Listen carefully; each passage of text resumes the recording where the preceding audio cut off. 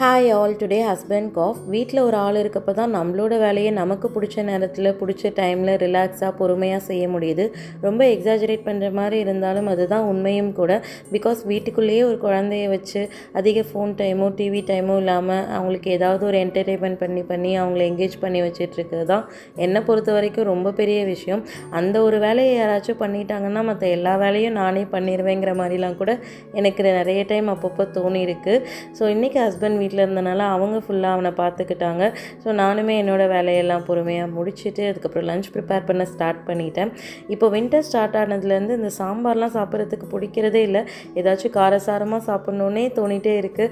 So அதனால் இன்றைக்கி cauliflower pepper masala பண்ணிவிட்டு ரசம் வச்சுட்டு சாதம் தான் வச்சுருந்தேன். பெப்பர் மசாலானாலுமே பையன் சாப்பிட்றதுனால கொஞ்சம் காரம்லாம் கம்மியாக தான் போட்டு செய்ய வேண்டியதாக இருக்குது. எல்லாமே ப்ரிப்பேர் பண்ணி முடிச்சுட்டு ஃபஸ்ட்டு பையனை கூட்டி விட்டுட்டு அதுக்கப்புறம் நாங்களும் சாப்பிட்டோம்.